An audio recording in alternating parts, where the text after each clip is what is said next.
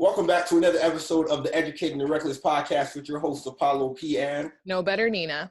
Yes, sir. We're back with another quarantine episode. Like a real episode this time with topics and stuff. Yes. And you can see progressively, Apollo's lighting has gotten better. I got 2 ring lights. See, I'm a girl, so for me it was easy. I already had a makeup light, so yeah you have to kind of figure that out. I'm trying to look good, you know what I mean? Like I'm seeing all these other celebrities, they're doing like the Zoom thing from their home. And I'm like, damn, like their stuff looks nice. And I'm like, you know what? They must have some lighting and different things. So I'm like, all right, let me just invest in some lighting. It's a long-term investment, just not for right now. A long-term investment. Yeah. And I'm like, okay, it's looking a lot clearer too. Like I'm way better. That's the thing. I feel like it helps make the laptop camera quality look a lot better than what it actually is. Exactly. Yeah. Anyway, so what have you been up to this week while on quarantine? Since the last episode, I've been doing the same thing. TikToks, conversations, talking to friends here and there. I'm in the process of trying to get my food handler's license and Smart Serve. Okay. So, just constantly keeping up with the date with like what's going on in terms of like content related, social media stuff. Just trying to keep my head on the swivel. Yeah. I knew this week we were going to be back on our bully, so I got to make sure my ears are to the streets. Yeah. Yeah, I hear you. What about you? How were you doing since the last time we spoke? So, obviously, like nail salons and stuff are closed, and like waxing places and like all that stuff. So I had to learn how to wax my own legs, which took really fucking long. Why not use Nair? Because Nair doesn't work that good sometimes. It's not as good as it seems. So I bought like the $20 wax strips at Walmart, and it took, how long do you think it took me? If you could take a guess, how long would you think it takes me? The way that you made it sound, it sounds like it took 2 hours. It took 2 hours exactly. I literally spent my Friday night. Was it Friday? Friday night, yeah. Or no, Sunday night. I spent my Sunday night from 7:30 to 9:30 fucking in my bathroom doing every possible gymnastics position there probably is in the world, because to get the back of your legs is almost impossible when you're trying to do it by yourself. Yeah. And yeah, it took me 2 hours, but I did a pretty good job. And I'm a perfectionist, so I take a long time. I also painted my own nails, but they're already chipping, which is, yeah. You know what? That's what you call, what's it called? DIY. Yeah, I'm not a fan of DIY. As soon as everything opens back up, my money will go right back to where it was going anyways, because this is not working for me. But that is pretty much all I did. I've been binge watching Teen Mom since quarantine started, just because that's a show I've always been addicted to, since I was in high school. So I was super behind on one of the seasons, and I caught up on pretty much everything now. I'm just at the end bit of it now. And hold on, quick question. Whatever happened to 16 and Pregnant? So 16 and Pregnant, they changed it now. It's called Young and Pregnant. And basically what happens is they don't have because when they first started, they took the most interesting girls from 16 and Pregnant and put them into Teen Mom. So there was 4 of them in there. Then they took another 4, put them into Teen Mom 2. Another 4 made Teen Mom 3. Teen Mom 3 didn't have enough viewers, so they got dropped. So it's Teen Mom 1 and 2. They still do Young and Pregnant. I don't really think the stories from there really go much further. They do a couple episodes for each girl. Then they have Teen Mom UK. They have Teen Mom Australia. Okay. And they have, there's another Teen Mom thing. But I've decided once this is all over, because I have one friend who watches all these stupid reality shows that I watch, and she watches Teen Mom. So I decided that when quarantine is over and done with and everything slowly gets back to normal and they do the Teen Mom reunions, I'm going to go to one in New York. So that's going to be You'll be in one of the studio audiences. Yeah, that's what I want to do. I'd love to do it. So yeah, but that is basically all I did. We had a bit of a scare actually in my house on Sunday or What's Monday. that, like a medical scare A or COVID scare, yeah. Oh, geez. So basically what had happened, so Vaughan is like a really bad spot to be in right now in terms of the virus. We have Yeah. had 8 employees at the Longos up the Yeah. street from my house test positive. Then Mm. another Longos down the other way from my house test positive. Someone at the No Frills across the street from or up the street from my house tested positive. And now they have 7 people at the Costco that tested positive. Yeah. They released that news Monday morning. My mom went to Costco on Sunday. So my mom was like panicking. They called Costco, like could just to like find out because Costco's trying to keep it like hush hush. They had the first employee tested positive April 3rd, and the place was still kept open. Shoot. Yeah. So they kept it open because apparently like York Region Public Health or whatever said the risk was minimal. So they kept it open, and then as the month progressed, more and more people tested positive. It's still open right now. Yeah. And that's like, the one on Highway 7. Yes. And my mom said that when she went, because she was wondering, she went on Sunday and there was no lineup outside. Like she just went straight in. So word obviously got around throughout the employees telling their friends and families and whatever. And that's why people stopped going.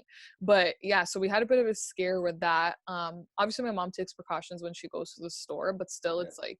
Yeah, because you were saying like, I think the first episode back, you said your mom wipes down everything, even the bananas. Yeah, exactly. So she like takes the precautions, but like it's creepy because now it's just like scary because it's like if something, knock on wood, but if something was wrong, we wouldn't know until not next week, but the week after because it takes like 2 weeks for symptoms to show up. Yeah. So yeah, but that's pretty much all I did this week.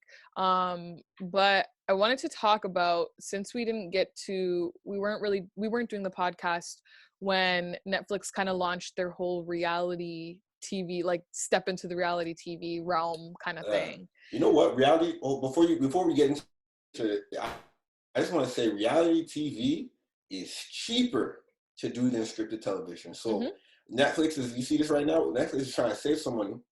We're going to see a lot more reality bullshit. Yeah, but it's smart. So, okay, so the first one they started out with was The Circle. I don't know if you heard about that one. Did you hear about it? I did not hear about The Circle. No. Okay, so The Circle was probably in like March, and basically, or no, sorry, not March. What am I saying? In I think January, The Circle came out, and basically basically it was like a bunch of people. I don't know how many, but they put them into this like apartment complex thing, and they're in separate rooms. They can talk to the other people, but only through a computer. So once you talk to the person, you determine whether or not you think they're a real person, they're catfish, like their pictures are someone else and they're actually catfish, or like all these other things. Yeah. So then, and so everyone gets to vote whoever they feel is the most real out of the group, and then that person becomes an influencer and gets to kick someone else out of the house. When they kick someone else out, pause for the cause. That's the show that that white and the black girl got together, right? The white guy and the black girl hair, like they got married. No, we're gonna talk about that one next. See, but that's what I want to get into is what Netflix is doing when it comes to these shows. So basically, yeah, then they vote an influencer, and then every time they kick someone out, that person who got kicked out has a chance to go and visit one person that they want, anyone that they want, whether they thought it was the person who kicked them out or just someone they had a connection with, and then they get to see if they're real or not. So it was interesting to watch. One guy was pretending to be his girlfriend the whole time. The other girl was pretending to be some like random skinny girl, but she was actually a dyke from New York. Like it was crazy, but it was interesting to watch. So then after The Circle came Love is Blind. That's when you're talking about. Love is Blind started out with a very similar concept. They go into these pods. It's like 11 guys, 11 girls go into these pods and go on dates, but they can't see each other. So they talk and talk and talk. By the end, if you form a connection with someone, you propose. Now, not everybody formed a connection. So like, I think like 5 would have been couples, like didn't end up going any further. So they just dropped them. Once you form the connection, you propose, you accept the marriage proposal without seeing them. You get to see them, and then the next step of the experiment is to go on a trip together. So they all go to Mexico, see how that goes. Next step of the experiment is to move in together. They all move in together, see how that goes, and then they go through with the wedding ceremony. At the actual ceremony, they can like say yes or say no and like leave the person hanging. So that's another thing. And now we have Too Hot to Handle. The thing I've noticed with each of these shows, is that Netflix is smart because the way they're doing it is every single reality show they've done, they're taking out a concept, like something from the show. So from The Circle, it was you weren't allowed to see each other at all. Love is Blind, you weren't allowed to see each other and you had to propose and then like whatever, go forward with it. And now with this one, Too Hot to Handle, they're taking out sex and kissing and whatever else. So I don't know if you want to explain to them what Too Hot to Handle is. I feel like I was talking a lot, so you can. No, Too Hot to Handle, man. Coming from Nina did a great job, so she knows how to explain all these things. Me, you're just going, this is dumb guy rhetoric. So Too Hot to Handle that's an amazing show. That's my opinion on it. It's very funny, very comedic. I find the humor in it. But basically it's people who are very attractive, that's one. Very sexual, proper sexual. That's what Chloe said. And their life is very fast in terms of hooking up and not really building a solid foundation with the opposite sex, right? And so they're coming to this island thinking that it's going to be hedonistic. Hedonistic is the word for sexual pleasure. And when they come to find out that they can't even engage in like sexual acts, not even kissing, no rubbing tugs, and no self gratification. So basically, cuddling is cool and hugging is cool, but not like inappropriate touching. So it really get hit hard to find out that these guys really can't keep the dick in their pants, so to speak. People kiss and they realize that every time they kiss or break a rule, it's money, and it's not like no chunk change. It's like minimum $3,000, I think. Yeah. $3,000 all the way up to like sexual intercourse is $20,000, right? So people are trying to not break these rules, but often you see like they get a pot of $100,000, and then you get to see that money dwindle down as the show progresses, just because people is horny, and this is hard, right? And before we get really into it, I mean, we'll get into it right now. Too Hot to Handle. I realized it because I didn't watch it. I just saw social media talk about, how you guys wouldn't have sex for $100,000. It's easier said than done, right? I'm really putting myself in that situation. I'm like, all right, if all you know is swipe left, swipe right, and then hook up, going into a place when you're around attractive people, you are attractive yourself, and all you really know is not even being curved. It's all about success all the time. Being in a situation where you have to finally build a genuine connection with someone. Think about these people like that have a hard time bringing people in, right? They use sex as a mechanism, right? So think about it. I'm just using sex as a mechanism to just as a way of just gratification. I'm not really looking at it as a way for me to, take in someone and enjoy them on a more intimate base. Like sex is no longer intimate. It's just fun. So I'm around people. I'm doing that all the time. So you're telling me I gotta actually have a connection with people? I gotta break down walls within myself and look myself in the mirror and go like, you know what? I gotta be different for this person, which, they probably look at the other opposite sexes that I can't trust you because I seen what you did to other people. I seen you let me get the coochie first night. Like, how am I supposed to trust you? How am I supposed to bring you in type of thing? So they're all around in a situation like that. And it's kind of hard to just say no all the time. And also that too is like people talking about money. They gotta split $100,000. And I don't even if I don't fuck with you, why would I care about your money, huh? Well, that's the thing, and that's what we see. The only Canadian girl on the show, which I knew from the jump, she was gonna be like one of those selfish, like chip on my shoulders, I know I'm hot bitch, like whatever. And she literally said that to Kells, and the guy who they call the accountant, who really keeps track of how much money is going, and she said to him, I have 310,000 followers on Instagram already, and that's like that's her full-time job. She's like, I don't care how much like I don't care how much money we lose, like I'm just here to be here. Yeah. So like people are gonna be. She got $3 million now. Yeah, I saw she went up like nonstop. But like, to be honest, I was not a fan of her, but I found out she's literally, she has the exact same birthday as me. First of all, I don't know nobody with the same birthday as me other than Tyga. Okay. And creepy also, she's also from Ottawa. She's like originally from Ottawa, went to high school there, everything. Okay. Yeah. So I was like, that's creepy because I lived in Ottawa for 10 years of my life. I have the same birthday, like whatever. But yeah, I didn't like her and Haley together. They make a bad combo. You know what? I fucking hated them. You know what? I was talking to someone earlier today. I was like, what Haley is, she's a hater. she is deceitful by nature, and she's inherently evil. And I'm like, okay, that's her.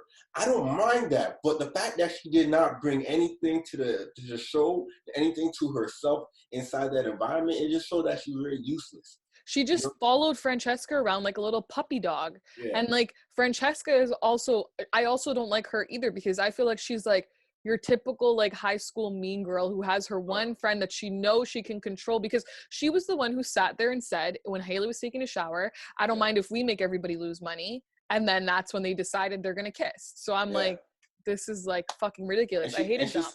And she said that out of spite because she saw, what's his name? Harry in bed with Rhonda. Yeah. And they were just talking. Ridiculous. And also the funniness, I tweeted this earlier today.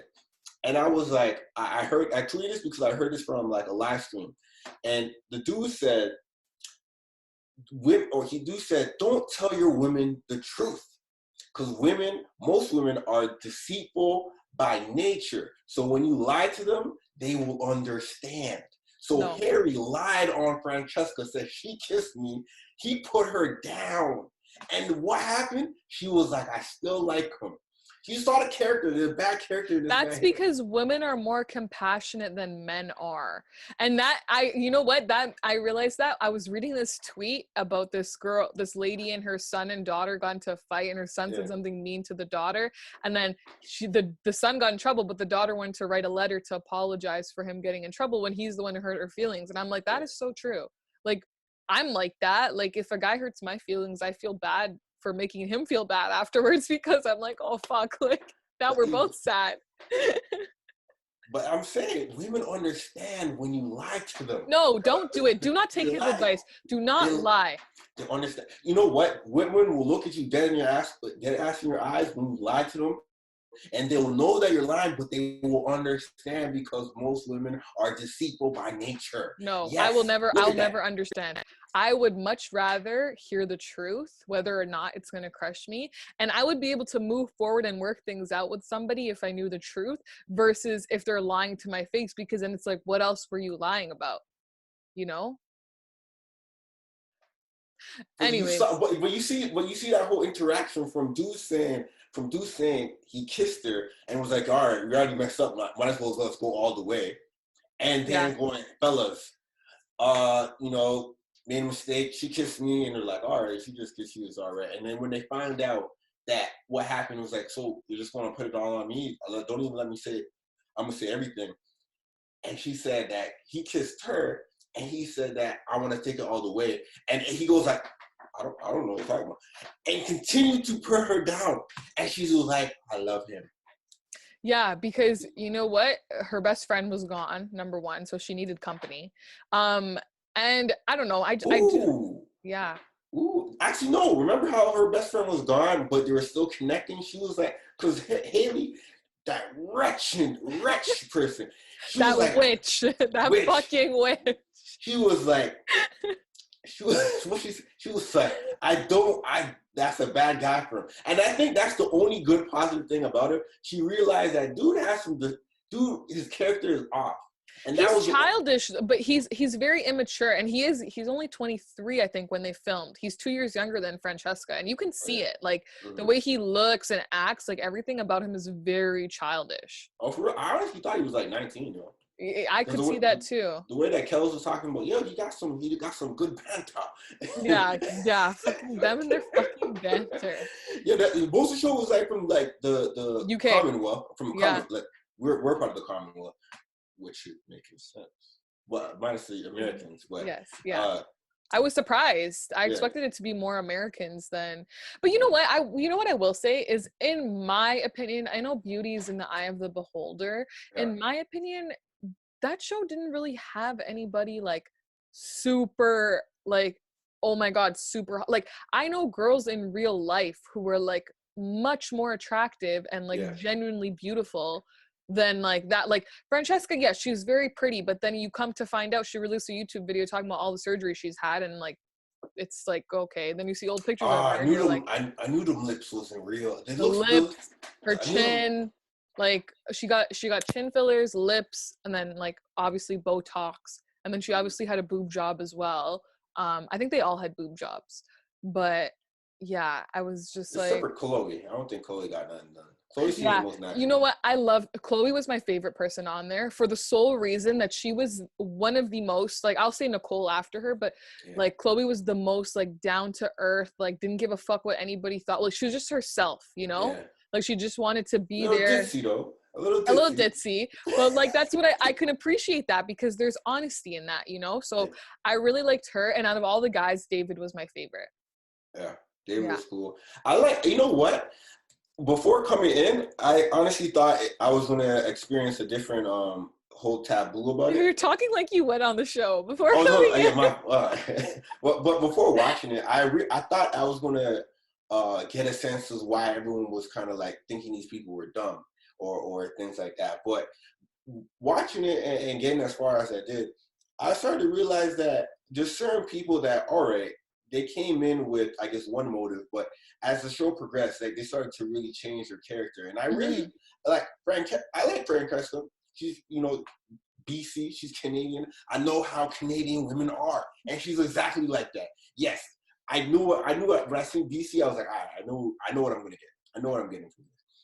But when I saw like the UK people and things like that, and I saw everyone was like, all right, let's form something. Let's form something real. I'm like, all right, I can appreciate that, the entertainment aspect. But Kells, man, I looked at Kells and I'm like, bloody disappointment, man. Bloody disappointment. Okay, but why? Why do you say that? Honestly feel like, so I came up to episode 7 halfway, and I honestly feel like he doesn't have that much character development inside the whole thing. I can see that.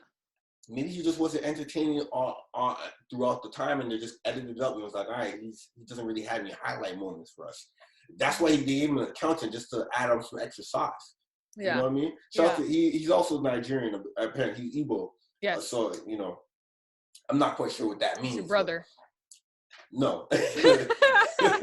Cousin? Because the way he was moving, I'm like, come on, brother. But he's fighting over it. He's talking about he's aligned to Harry, bro. You're supposed to see how David is there. That's what you're supposed to do. It's like, all right, bro, I see what you're doing. I'm gonna let you have it for the win, but like you gotta step up. Yeah. The minute you fall back, I'm in that ass, boy. And that's why I really respected David, was because like he could have very easily been a dick and been like, no, I'm gonna stick with it. But like he talked to Sharon, he was a man about it, and he moved on. Like I think that was really, really mature and just really like nice to see, you know, like he's a gentleman. Yeah. But so now that we've kind of broken down like our favorites and whatever, I wanted to touch on the comment we got on our Instagram. So we made the post about interracial dating that we talked about in the last episode, and how you were speaking on being fetishized by white women that you had experiences with. And somebody asked how we felt about the show then, and I guess they meant in regards to that. So what I will say is there was two kind of instances that stood out at me when I went back and thought about it in that sense. One stood out from the jump, and I watched the show with my boyfriend he's black, right? So this wasn't just me picking up on something, like he picked up on it as well.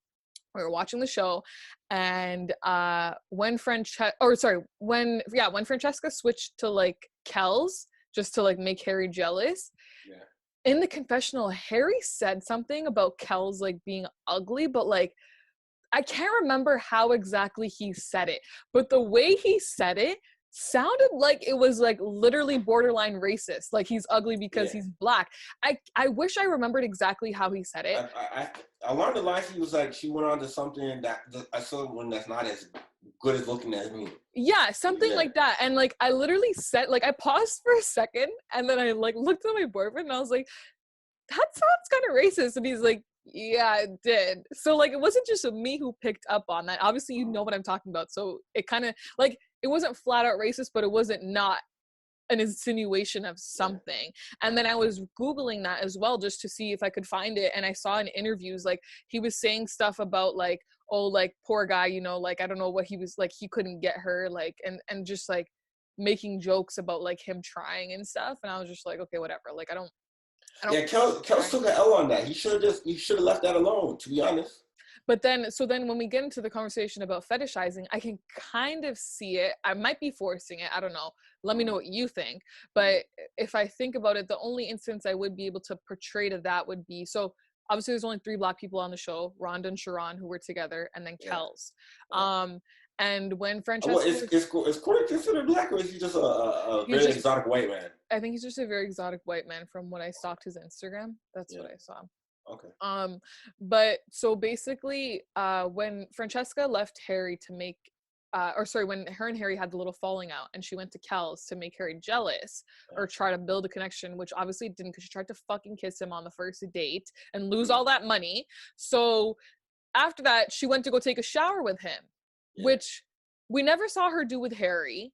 And even after the fact that they fixed everything and they're basically together, we never saw her get in the shower with Harry or anybody else. And that would be the one. And then like, as soon as like he rejected her, like her kiss, because he's like, I don't want to lose the money. It wasn't anything to do with her. It was the money. She just dipped. And I feel like that would be the closest thing I could say in that show was like a fetishization, of Kel's as a Black man to try and like prove like, oh, like what's this, there's like 4 stereotypes, and we talk about them in like media classes.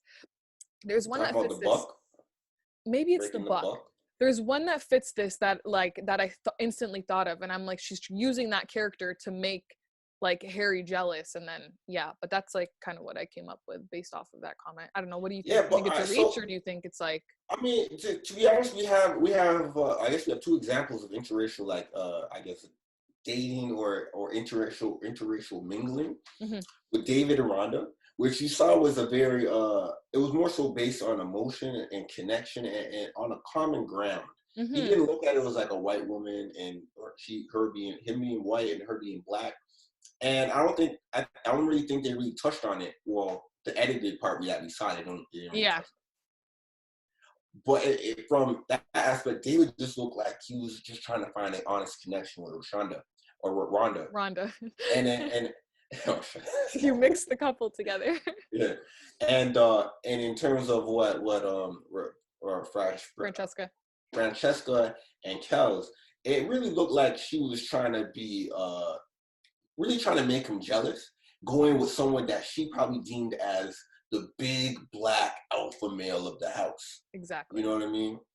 To make because if you look at Harry and Kels in comparison, Harry really does look like a scrawny, small guy. Although Harry got some muscle into him, he just looked like very small. And apparently he's 6'5". I do not see Harry as being 6'5". Is Harry 6'5"? That means Kels is like 6'7", yo. That's what he says, and that's what his bio says. And I'm like, there's no way you're 6'5". I mean, Kels is hella tall. I mean, Kels does look tall, but like Kels probably like, damn. Yeah. But overall, I think the show has potential, and I would like to see more. It's very funny. It's very comical. I think this being the first season, I think they got the right cast. The newcomers that came in, like Corey, Madison, I will say though, Madison had a huge ass. Like when I saw her butt, I was like, you saw it? Obviously you saw it. Honestly, I thought Lydia had the big ass too. No, Lydia is the British one. Madison is the white girl from California, the blonde one who got, or I don't know if you got this far, let me not say anything. I got halfway in episode 7. Okay, well, Madison's the one from California. She came on the boat with Bryce and Lydia. Yeah. Lydia is the one from England. Yeah, I thought David was like, Lydia got a big ass too. No, you gotta look at Madison's. It's like, she's like Megan Thee Stallion. She's tall. She's just white. She's tall, huge ass. Like, it's ridiculous. Oh, for real? They did damn. Yeah, like she had the biggest ass there out of everybody. All right, as we do that, let me go look at the Instagram. It's huge. But anyways, so yeah, that's kind of that pretty much what you said is what exactly I could think of when it came to that whole fetishization thing. Yeah. But yeah, it was a dope show. I honestly, and this is no secret to anybody, I would love to be on one of these shows. That's like my dream come true. Yeah. But like, now I'm in a relationship, so like, I don't know how the fuck that's supposed to happen. This is where I would love to be on that show. I would too. I would definitely do it, like I've always wanted to be on a show like that just because I feel like it's such an experience. And like I'm made for that shit. all I do is drink and party anyways. What's the difference of doing it on TV? Yeah, you know what? I think all these people that were on the show passed the vibe test, except for Haley. They all passed the vibe test. Cause think about it. Man, I always think about like what would people from my immediate demographic would do on the show. I think if got people from Toronto, like the people I know, stush.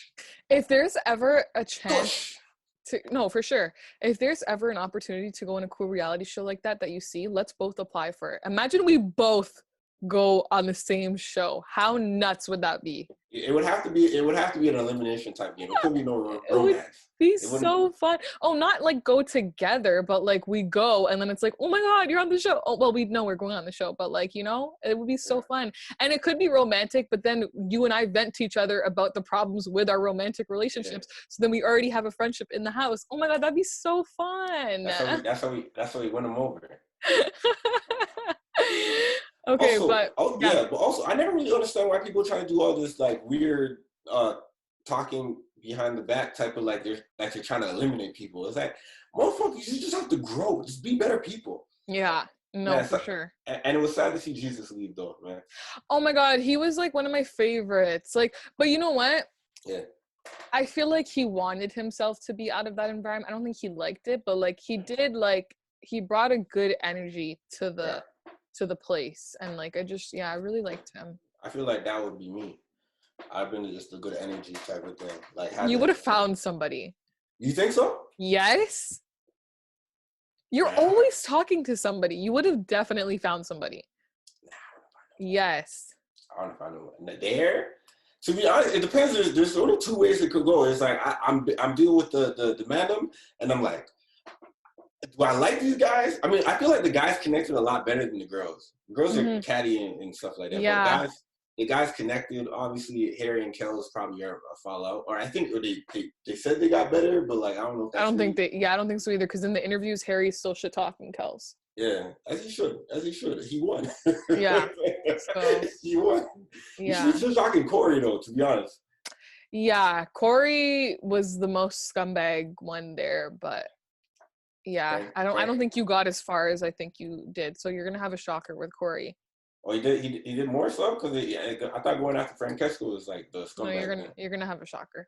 All right. So yeah, but anyway, so just going on to also another thing that was commented on our Instagram, was somebody had asked what the conversation looks like nowadays in terms of getting into a relationship, and you were kind of wondering the same thing too in terms of how somebody becomes official with someone. Yeah. What would you do if you were in that scenario, like trying to make it, like what would you naturally do? So that question brought up, because I was thinking to myself, is how does one even introduce their significant other to their parents? Is it like, oh yeah, I have just that surprise? Is that just like, bomb, I got a boyfriend, here you go. I thought, because now thinking that I'm getting older, I've done that. I've done like when I had like a girlfriend, I would just bring her over like that. Mom, I got someone I want to meet. But I'm starting to realize, like, as I'm getting older, why not gradually bring in the conversation? It's like, hey, I'm talking to someone that I'm feeling interested in. Then boom, me and this person I'm interested. Then boom, I would like you to meet the person, rather than kind of just, we've been together for 3 months already officially, and then I'm just introducing you to my parents that's weird. Without warming it up. Even that, like, I'm trying to figure out how does that happen now, right? In terms of like how dating becomes serious. And yeah, kind of both. Like, yeah, what would you do if you were getting into a relationship with someone now? I think now that I'm older, now that I've gotten some time to be single and I've gone through the motions, I think when I start to take someone serious, it's more so me knowing that person is serious through communication, and going like, you know what, I'm prepping my mom for the eventual meetup. But are you asking them, like, do you want to be my girlfriend, or are you just expecting it to be already known once you reach a certain point? I think it's weird thing. It's like there's unwritten rules to this now, right? And it's like you still got to communicate. I mean, communication is always the best thing, but there's often certain unwritten rules to certain things that, yes, when you start to talk to someone exclusively, and when you start to, I guess, ramp up the amount of conversations throughout the week, and the frequency, then it's like, all right, there's something to be said. And the minute you fall off of that certain frequency that you have is showing that you're dissing yourself from them, right? And on top of that, it's the dates. You start going out and not only just having sex, but now it's like intimate connections. You introducing them to a different particular type of lifestyle and intimacy that it wasn't there before, right? And then it's like, yeah, it's a gradual thing, but it's a more of a premeditated thing. Mm-hmm. You know what I mean? So for me, I'm like a very open person when it comes to communication, which you guys already know this. Yeah. So like when I was in this scenario, when it came to the whole relationship thing, like my thing is like even before this, whenever I was talking to a guy for like 3 months and we're like talking every day, going on dates, like I start to ask at that point, like, what are your intentions? Because 3 months is a long time. Like I'm not here to waste time. I'm talking, I'm just going to charge my laptop. I don't want to distract you. Yes, no worries. So 3 months is a long time. Like I'm not here to waste my time or whatever, right? So I kind of start to ask those questions then and kind of see where they're going. And then from there, like a decision is kind of made to continue whatever's going on or to just end it based off of whether or not it's going any further. So in this scenario that I'm in now, same thing kind of happened. Like obviously, like I said, when I first met this person, I didn't expect it to go here, and neither did he, and I did not give a shit about him in the beginning or his feelings. So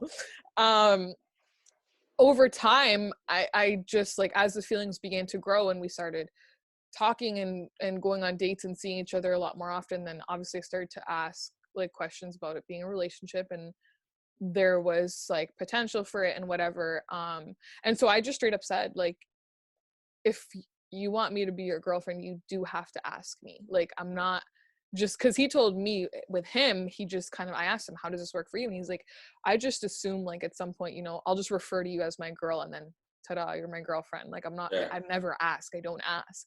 I'm like, oh no, I need to be asked. Otherwise, as far as I'm concerned, I'm still single. And so whatever, like obviously he catered to that, because otherwise then I just don't like, I there needs to be open communication for me to know that we're in a relationship and for me to feel like you're taking this seriously. Like I feel like if you don't say it and you kind of just expect me to know, and then if I don't know, then I'm not gonna think that you're taking it serious, and that's gonna annoy me even more. When it comes to the parents thing, I've kind of always told my mom, like whenever I'm going on a date or something, if it's like the second or third date with the person and I kind of see it going somewhere, maybe I always tell her. So that's kind of what happened with this too. And then eventually I told her, like, this is my boyfriend, whatever. And so like, that's kind of how I did it with her. Now with how he did it with his mom was the same thing. Like, I think it was on our first date. We'd hung out a couple times prior to that, but like on our first actual date, his mom called and then she asked what he was, like, who he was with, and he said a friend, and I'm like, no, say your girlfriend. As a joke, I said that, right? And so he's like, she wants me to say my girlfriend. And then she's like, oh, like, what does this girl do? Whatever, right? As a joke. And then obviously, I met her one day, like, I think maybe like 2 months later, like, because I was sleeping over and stuff. And then I met her, and obviously she had known that he was hanging out with me. And yeah, like, it's good. Like, I have a close relationship with her because of kind of how it was eased in, and like to tell my mom was easy too, because it wasn't just like surprise boyfriend. Like it was like, oh, I've been talking to this guy. Yeah, see, and I think that's the process that needs to be done. Yeah. Rather than just kind of just ambushing your parents, like, yeah, I got a boyfriend, bomb, here, meet him. Exactly. And my thing is, I don't like telling my parents about people if I don't think they're going to be around for a long time. Yeah. You know, so my parents really don't know about a lot of people, just because, like, not that there was a lot of people, but you know what I mean? Just because, like, I don't want my parents to be like, oh, well, you know, how do you know this guy's not going to waste your time, or this guy's not just going to want this and that and whatever, you know what I mean? So it's not, you didn't build up a history of just failed relationships. It's like, all right, now I'm introducing you to one person I take serious. Right? That kind of set the precedent. Exactly. Yeah. Presidents. I messed that up. Yeah. President. All right. Also, moving forward, some local news or some COVID news. And since RIP Fred the Godson, that was unfortunate. He had told us, or told the world, that he had contracted COVID-19 or coronavirus, I believe 2 weeks ago or 3 weeks ago, and he was battling through it. He is probably one of the groups that are more affected by it because he was of overweight. Mm-hmm. And so they do say people with older defective immune systems and the overweight people were going to, get the brunt force of if they do catch it. So RIP to that man. Was unfortunate, but it's kind of reality of what's going on. I believe another basketball player, I forget his name exactly, said his mother and brother passed away. And Carl Anthony Towns' mom died from it. Exactly. So just a lot of unfortunate casualties of this virus is going on. Mm-hmm. Just want to put a little silence and just positive condolences out to people that are battling it. I know last podcast I said people are proud to say that they have it and they know people that have it. I still kind of stand on that, but still knowing that people are passing away from it, it is unfortunate. That's just why I want to put that out there. We may not be affected by it, by the virus per se, with us inside it, but we're still affected by it because it's slowing down the economy. It's taking us out the loop, and it's forcing us to really stay indoors, not really maneuver as freely as we would like to. And it's really going to mess us up moving forward as well. Like a lot of people are going to feel, I guess, insecure and self-confident. It's going to be hard to get back to normal because it's going to be a new normal. Yes, exactly. Yeah. So just moving forward, that's what it is, just RIP to those people, condolences out to those people. Yeah. And within Ontario, we live in the province of Ontario. If you're listening to this outside the province or outside the country, we live in the province of Ontario, Canada, and more specifically inside the GTA. And it was some reports about 3 days ago, or just yesterday, that the past 3 days up to yesterday, there was the lowest cases of COVID-19. Up to today. Yeah, up to today. But you put joke, so today. Yeah, because today we skyrocketed, and we, instead of declining, we went back up. So we still haven't beat, I think the single day most amount of numbers was 602 on April 28th or something, or 604. But you know what? Also, I know it's hard to stay positive with the media reporting it a lot. I kind of want to help bring a certain level of maybe positivity or a different way of reporting when we do talk about it.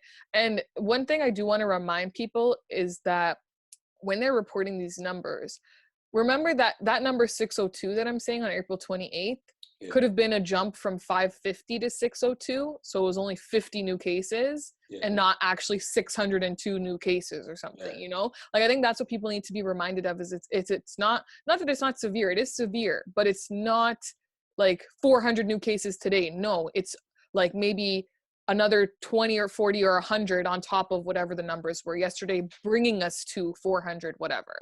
So that's kind of just my positive reporting for this segment. But hey man, it's not to say I'm not positive, but it's one of those things. It's we gotta take it day by day. So as the pendulum swings and the days go by, I see new cases. I try not to be too invested in the coronavirus COVID thing, to be honest, because it was hot in March, but as the days go by and then there's nothing reporting but the COVID news. It's kind of I'm all COVID out. I want to see the bullshit now. I want to see ass twerking on the gram. I want to see Tory. Yeah, man. I've seen news of people getting RIP to those people, but there people getting killed outside now.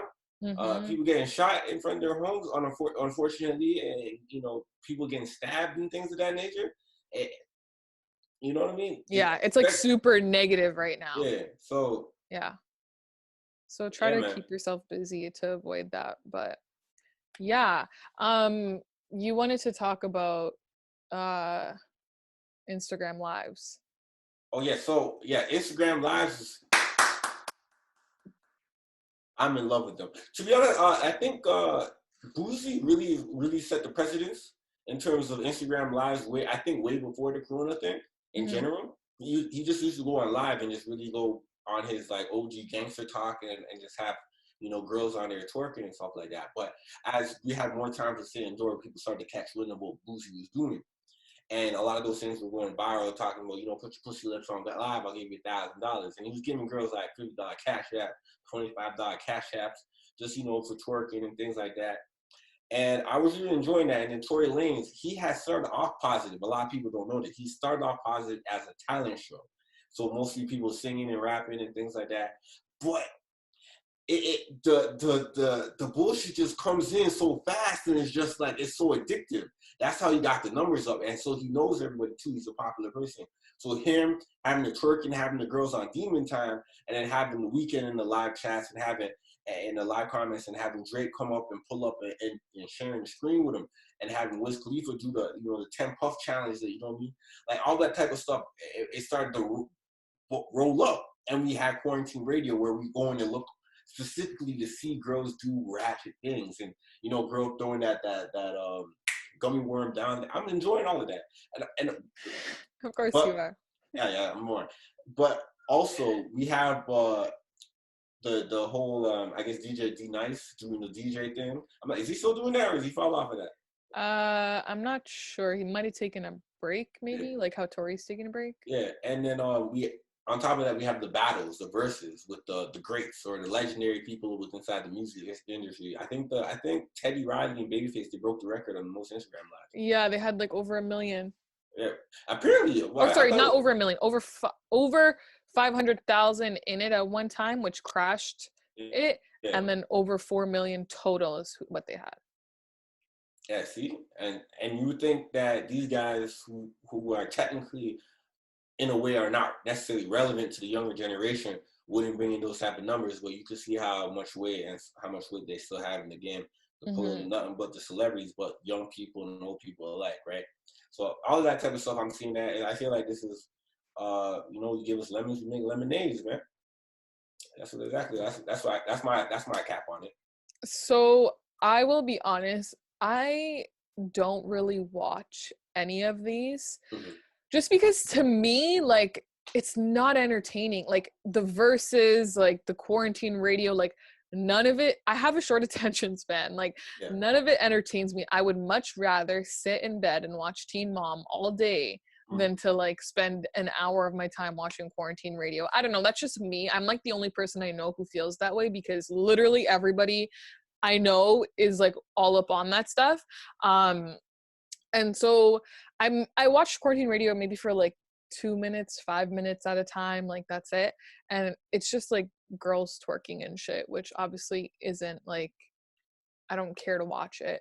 Like that's the bullshit I enjoy watching. I really don't care to watch it. And the verses, I never care to watch those, just because it's like not, I don't know, it just doesn't do nothing for me. Like I'm the kind of person who I'd much rather, even though I know we can't, and I get it, these are supposed to be alternatives, but I would much rather be there in person watching it at a concert or wherever it is than to be watching it on my phone from home. Like it's just not the same experience to me. It's the same thing when it comes to these like video chats with our friends, like Zoom and House Party. Like, bro, I hate doing that shit. I hate it. Like I'm like one extreme or the other. It's either I'm hanging out with you in person or we're not talking. Like, I get it. We're in a unique situation right now. Like we could text, whatever, but like, I hate, like I have to schedule these calls into my day between my workouts, Teen Mom, working from home. Like it's just, I can't do it anymore. Hey man, one thing about me, I think I had like 2 girls trying to get me on a house party. I'm like, not gonna do it. They got me on Rave, and I only use Rave once. What the hell is Rave? Rave is like you could watch like YouTube and Netflix with like friends in like a group, like you guys are on. Oh, that's cool. I would do that. Okay. It's not, but it's pointless. I get it. It is pointless. Don't get me wrong. I do the house parties. I did do them like with my group of friends, but like then it's awkward when you're trying to leave, because it's like, where am I supposed to say I'm going? To watch Teen Mom? They're gonna be like, why are you leaving for that? I fell asleep on Rave. I'm gonna be no cap. Because they're watching some things. Some dude brought me and was like, yeah, we're gonna watch a movie on Netflix with my friends and stuff like that. I'm like, all right, cool, whatever. I got nothing else to do. And then they're watching something on Netflix. I don't know what movie it was. And then put my phone right there, fell asleep, woke up, everyone left the group chat. I'm like, all right. Oh, yeah, yeah. So yeah, I don't know. That's kind of what I think about that. All right. You Another, want to get into what are you trying to get into? We're gonna get Kanye West or I don't know. You pick because we're like an hour in now. we're an hour in, 60 minutes in. It's 11:04. We started at like 10:10. Did we really? Yeah. I Oh know. wow, we I spent a lot. realized we were shit once it was 10:55 when we finished when we hit Fred the Godson. Oh Jesus. Yeah, we fucked up. Oh Jesus. All right, so you know what? Okay, let's pick. You're terrible with timing, man. I Terrible. think French Montana is a good conversation to have. Yeah. And you pick another one. All right, so French Montana. No, pick one more topic that you think is good. I want to get into this Tiana Trump, but like, I don't think we have enough time for that. So Okay, I guess no, we can do that. We'll talk about French, and then we'll talk about Tiana Trump, and then we'll be done. Okay. That's what I'm saying. So okay, so French Montana versus Kendrick Lamar. we got to get back on this time track, man. I know, we're shit. I realized that after. I was like, oh fuck. I thought she might have realized, but I guess not. I was like, because I thought we started late, because we didn't start at 10. Yeah, I started like 10:10. Oh Jesus. Yeah. So okay, so basically this whole debate came out: French Montana versus Kendrick Lamar. Who has more hits? What's your answer? So Kendrick Lamar has more hits, obviously. But I think the way that people started to take the argument, I don't know if French Montana said it in a verbatim, like, I got more top 10, 100 hits, or I just got more hits that play at the party. Exactly what I have been trying to prove. Yeah. I'm so glad you said that. So the way that I see it is, yes, if we're talking in terms of a more artist who brings more value and content to the table, 100% that's Kendrick. Nobody's denying that Kendrick is a great artist. He's an amazing artist. He's good at what he does. French is also good at what he does in terms of like the fact that like his tracks are being played in the club. It's what's getting people moving at the club. I'll be honest with you, like I used to go clubbing a lot, and like I always heard French Montana's tracks in there, whether it was Unforgettable, Wiggle It, fucking, like there's a few other ones, but like, you know, his tracks were in there regardless of whether or not they had features or not. They were in there. I don't hear Kendrick in the club. Like someone tried to make the argument to me that like Money Trees, I heard that in the club before. I'm like, I have never heard Money Trees in the club in my life. America might give it up different. I just gotta say that. This was Michael Asifo. America might give it up different in terms. He's not from America. He's here. Okay, but although he said that, America clubs might give it up different. America clubs might give it up different. When I can understand that when you're in the West Coast, fine. But I was also in Vegas in May, and I didn't hear Kendrick. I heard other West Coast rappers, but not hasn't dropped anything recently either. But they played like old tracks from like these old like West Coast rappers, and I'm like, well, I haven't heard this song in a minute. But mind you, like, yeah, Kendrick, you could play him at a house party, cool. When I'm talking about hits, this is the way I put it, and I think this is like a good way for me to explain my point. All right. Basically, when I'm saying hits, I'm not talking numbers. And like you said, I don't think that's what French meant. I think he just meant what people know more of. So when I'm talking hits, sorry, this piece of my hair is pissing me off. Okay. When I'm talking hits, I'm saying if you take the not so average hip hop listener, play them these Kendrick songs that are in this article that made top 10, top 100, whatever it was, right? Yeah. Then play them the French ones, which are significantly less, yes, but play them. Which ones are they going to know more? If you're taking the not so average hip hop listener, they're going to know the French Montana. Not so average? Yeah, like, sorry, the one person who doesn't really listen to hip hop, maybe just like listens to like. I would say they would know Kendrick more. I would say French, because like I'm thinking of like. Because Kendrick cross over. If he's not so average hip hop, Kendrick will cross over to those listeners. He can with the Taylor Swift track. He could that Bad Blood song. Even whatever. humble, loyalty with Rihanna. Loyalty with Rihanna, he could. Humble. Love. I don't know if he could cross over with Humble, because I'm talking like if you're taking like, let's say a soft rock fan, a fan of soft rock, and you're playing them. I don't think they would know the French. No, but like they listen to radio and you're playing them one or the other. I feel like they would recognize the French ones faster. If they know both, I feel like out of the two though, they would recognize the French ones faster than they would the other ones, because like that's kind of how I view it. Like the example that I give is I don't listen to soft rock, but I know Don't Stop Believing by Journey. That's a hit. But I don't know any other songs by any other soft rock or any other songs by Journey. But I know, I don't know if it's fucking soft rock or what it is, but I know that song and that's a hit because I know it and I don't listen to that shit anyways. You know what I mean? I don't know if that makes sense, but that's kind of like how I see it. I kind of saw it in the argument in which French was saying I got more hits. I think French Montana knows Kendrick Lamar got more hits than him. I think I'm thinking he just thinks he's able to, his music touches the streets more than Kendrick's does. Mm-hmm. And then French, and then Young Thug, which he wasn't wrong. He was like, no, Kendrick he got more hits than you. He's a better artist than you, which is facts. Mm-hmm. But like, even put French Montana, like French Montana does not have more hits than Young Thug. Young Thug is a whole influence, dog. Yeah, exactly. When you look at that article that I used, yeah, it's like, holy shit, French has nothing. But it seemed like to somebody like me who, I know it's bad, I don't keep track of the charts and stuff being in this industry, but I don't. And like, to me, I really thought he might have had a lot more than what he really had. He has like 4. Yeah, he has what? Unforgettable. He has a joint with Sway Lee. Oh, that's same thing twice. Yeah. Lockjaw. He has Pop That. Mm-hmm. What else? Another one. The other one was Loyal. His feature, not his track. His feature. That's his featured on him. Yeah, he's featured on that. So Chris Brown's. And I know he had another one that he put on there. There was one more. I can't remember it though.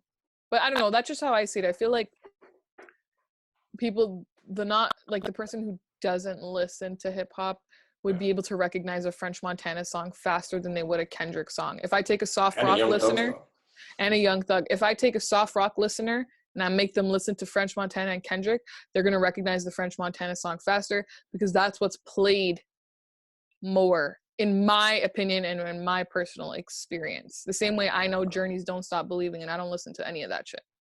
Don't stop believing. Yeah, that's my take on that. All right, so I mean, there's a lot of other stuff that would be nice to speak on, but we said we already hit like an hour. Yeah, so, we're like, okay, so we're at an hour now, right now, 11:11. We're at an hour. Okay, so I think this is a lot more. I think this conversation in terms of like the ran through is a little bit more complicated. Not complicated, but more dichotomy to like more words that need to be said to it. So I necessarily don't want to jump into it. We already have all the stuff in front of us. Okay, so you don't want to talk about Tiana Trump? No, not right now. You don't think 20 minutes would be enough to give it? I feel like that's really too much, to be honest. I mean, not too much, but I think that's just, we can fit that in back into the next week in an hour.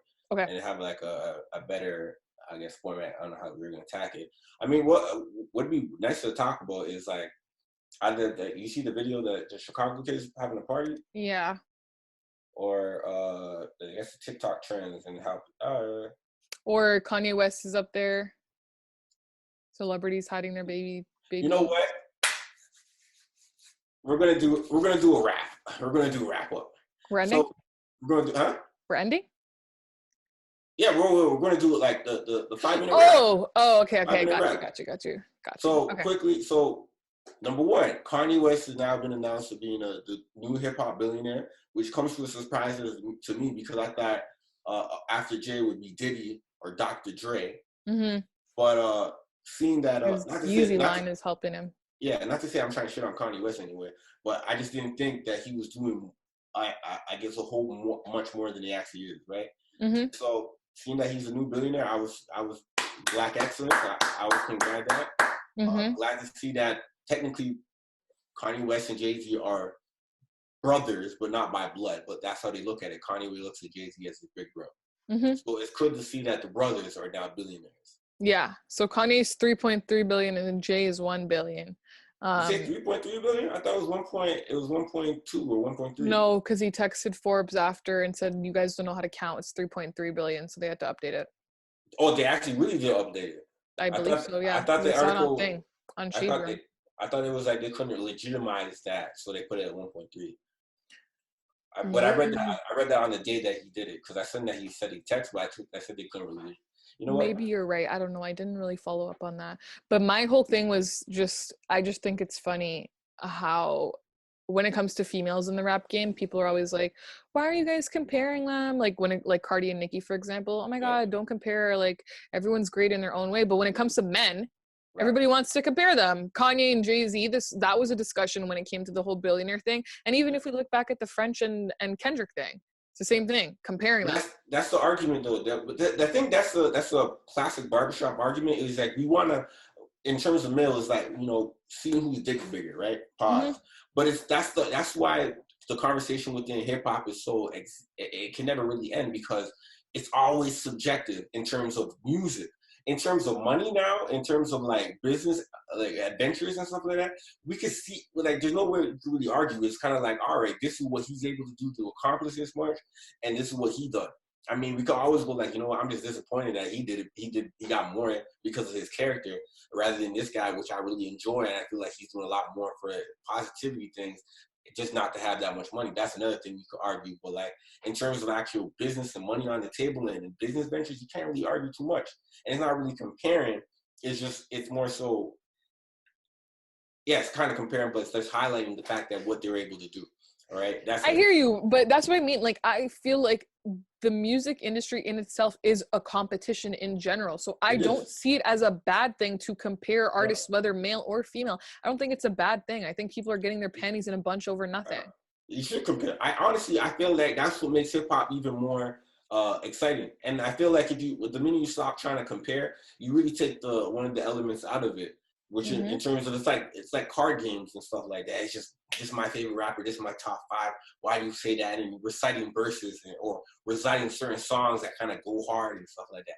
That's the lane that I like it. So that's the Kanye billionaire. So I guess number 2 would be celebrities hiding their baby mamas. I remember I tweeted and children. Yeah, I remember I tweeted this. And I was like, this quarantine has our toxic kings coming out of character and showing their baby mom, because Trey Songz showing his baby mom and his child. Well, we already seen the child, but the baby mom. His baby moms, yeah. Or girlfriend. After a year, officially 1 year. Yeah. And I'm like, damn, Trey, I thought Trey was toxic. I thought he was just slanging dick. Like, you know what I mean? Nope, he got a regular, pretty natural girl. Yeah. Yeah. And he just, posted her on the gram. He looks like he's happy, smiling. He looks like he packed on a little bit of pounds. That's happy weight right there. That's happy weight. That's father weight right there. I don't get the point, though. Like, what is the point for these celebrities? What is the point of even Drake, like, just posting his kid now, maybe 2 years after the fact? Like, what's the point of hiding the kid for so long, or the baby moms for so long, only for you to expose it eventually? Like, just expose it off the jump. What difference does it make? People are still going to say what they were going to say in the beginning a year later. So it doesn't really matter. Like, I don't think the jokes would have hit as hard as they did with the Adonis one, if it was just straight out the womb. Like, the jokes would have hit with Adonis. Not nice at all. Oh man, because even to be honest, it's like you look at Drake, you look at his mom, like you honestly don't expect a light-skinned baby with blue eyes and blonde hair to come up. I'm gonna be honest with you. Well, if you think about it though, like, he's a light skin himself. His baby mom's is fully white. So like, it makes sense.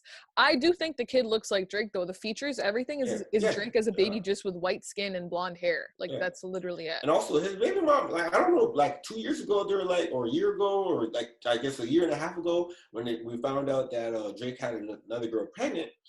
And you know how people were saying, yo, she's ugly and all that? I started looking back at her. I'm like, ugly where?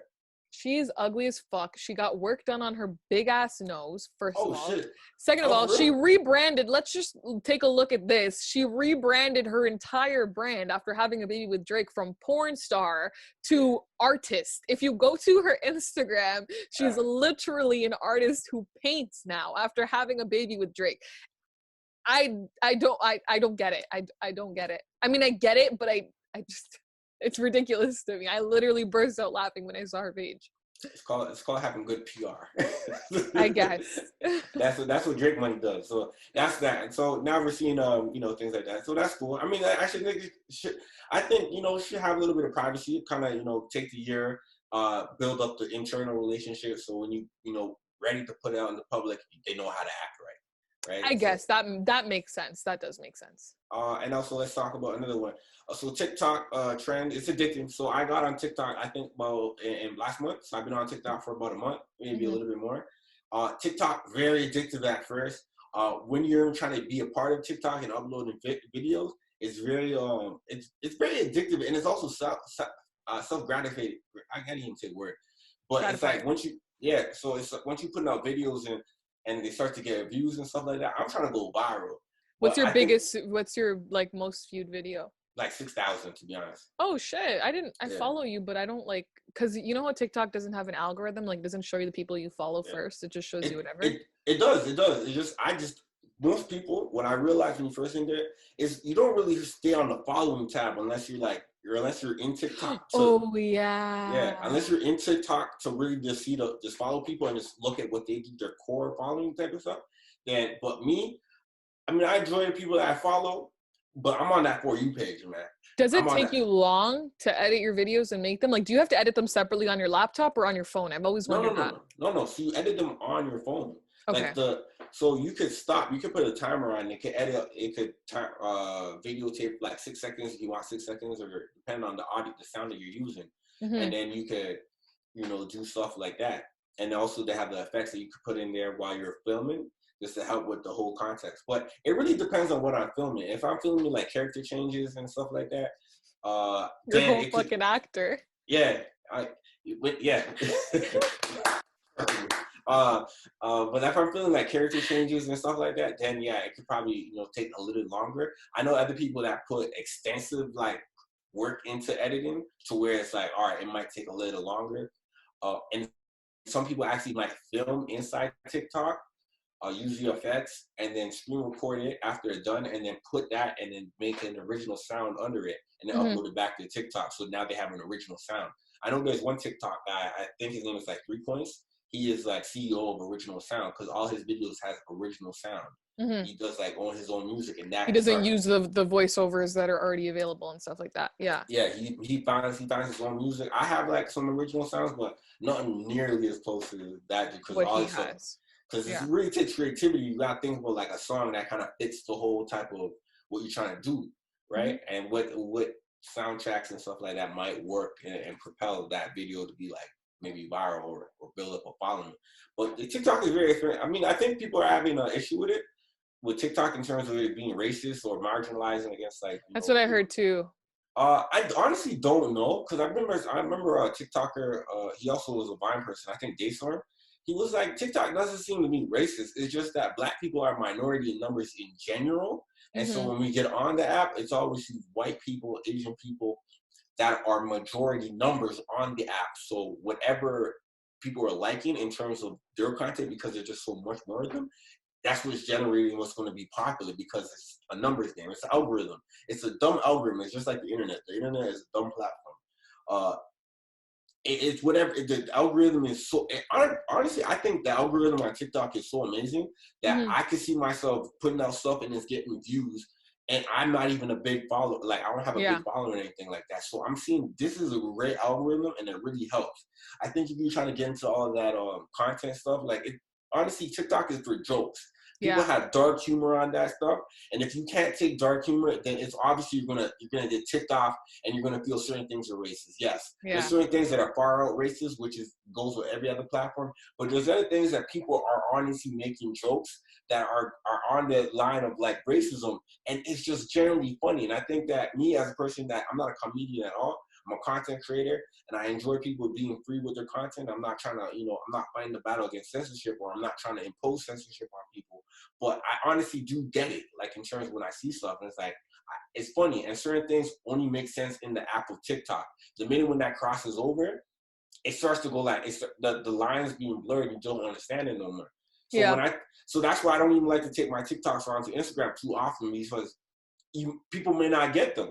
You know what I mean? Well, it was like the same thing when Twitter or when Instagram started. People were like, I hope my Instagram doesn't find my Twitter, or like things like that. The same thing. I joined TikTok in November of last year, actually.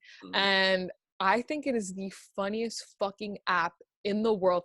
I literally, there was a point in time last month where I would spend an hour before bed every single night just scrolling through, dying of laughter. Now, when it comes to making them, I'm not really that good at making them because I just like crack up the whole time laughing.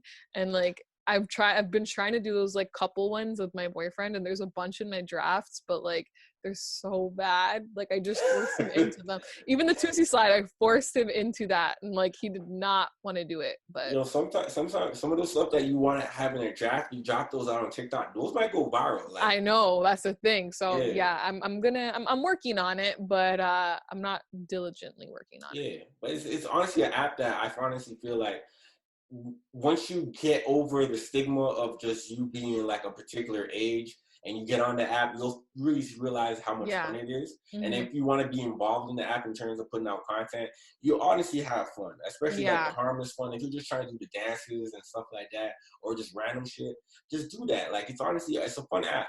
It is for sure. Because the stigma. Sorry, continue. Oh no, keep on going.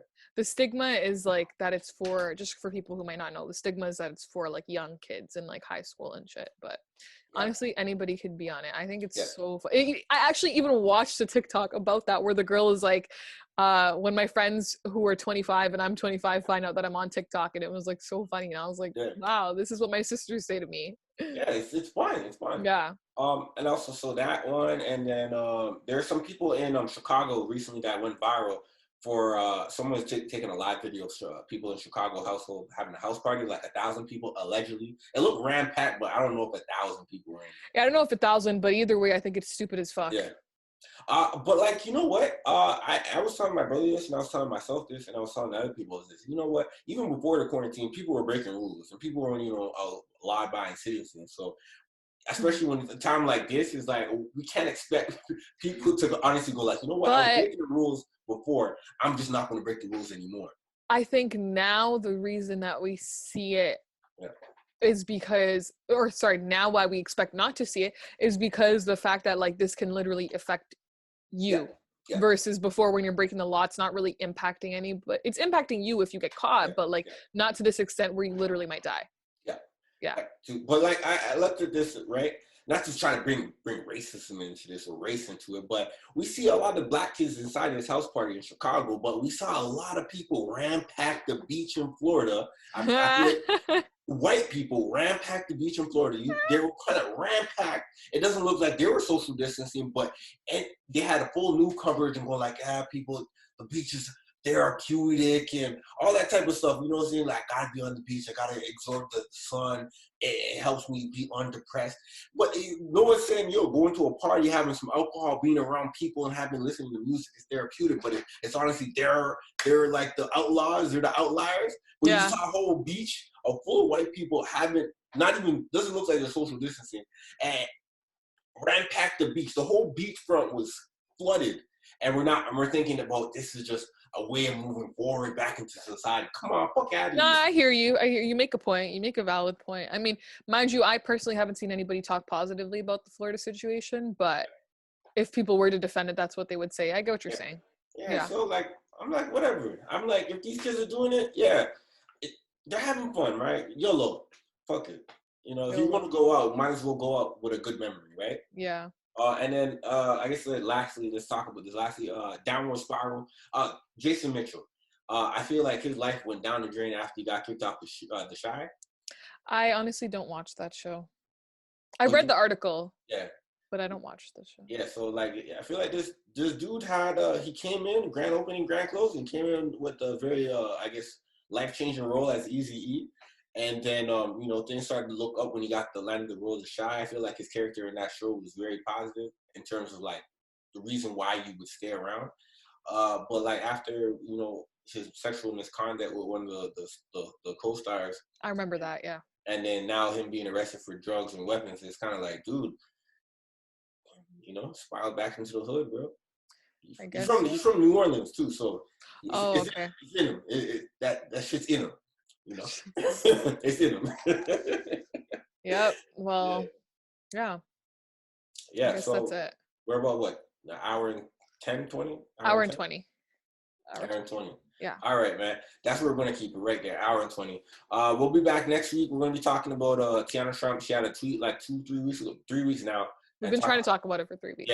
Yeah. So next week we'll be talking about it. It's just, what if you're listening to us now and you got this far into the podcast, appreciate you. But if you listen to it, so the question is what Tiana Trump put out that we're going to discuss next week is how much numbers or how much bodies is it considered when a woman is ran through and stuff like that. So if you listen to it, hit us up in the inbox and the DMs and just say what's your thoughts on it, and then next week we'll be able to have a lengthy discussion on it. But yeah, man, you already know what to do. You can find this podcast. Have you posted anything on Audio Mac? I don't think we have. You? Oh shit, I forgot about that. Yeah, man. No. Yeah, so yeah. Honestly, fuck Audio Mac. We're everywhere except for Audio Mac now, okay? Like, fuck. Oh my god. All right, so all right. This has been another episode of the Educated and the Reckless podcast with your host Apollo P. And no better, Nina. Why'd your voice crack when you said host? Do it again. I